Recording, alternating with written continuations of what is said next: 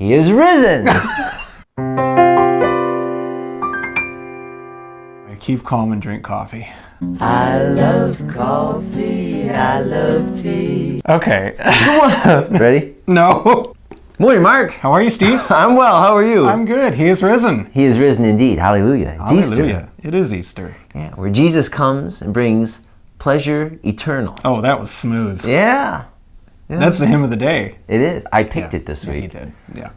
It's Lutheran Service Book 533.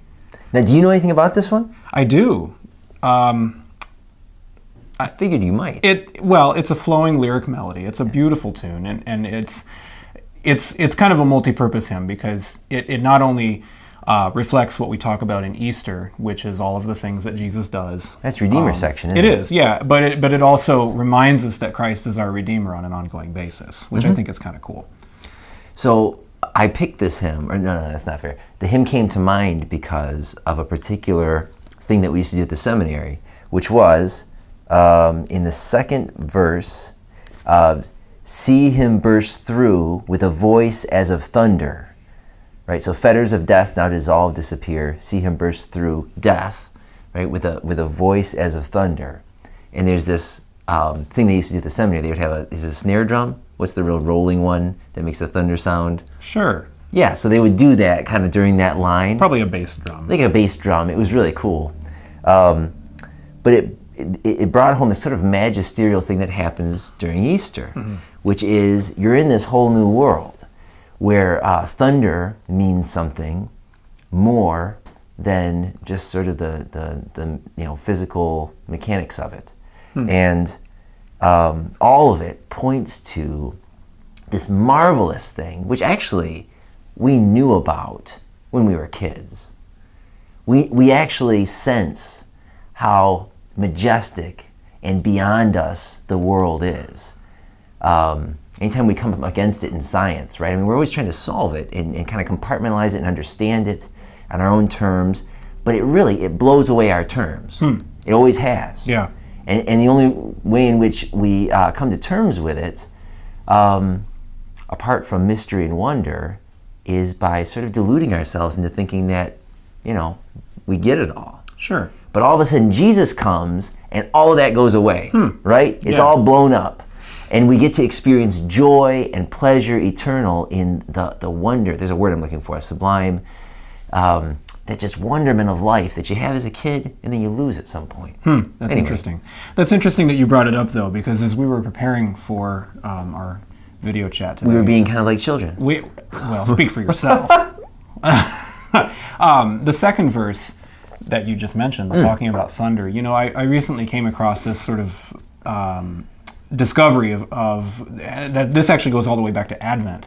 I was looking at one of these texts, I think it's for the first Sunday in Advent, where Isaiah talks, the prophecy says, that you would rend the heavens and come down and make the nations, make your name known among the nations. Yeah. That's what it is.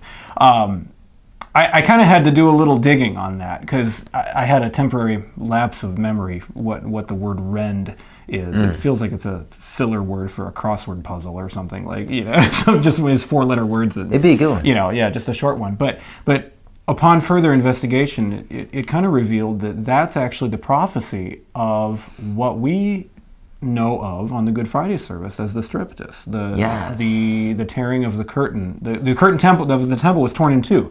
As a kid, that never made any sense. It's like, did somebody trip and fall and this curtain tore? Like, what does that have to do with anything? Well, then you come to understand what here in this hymn, this second verse, what is the thunder? It's the tearing of that curtain that separates us from God. Yeah. And all of a sudden, it's like, you have one of these moments where it's like, whoa, that's so deep, right? It's the door of hell. Did you catch that during the children's sermon on Good Friday? It's the door of hell being broken down.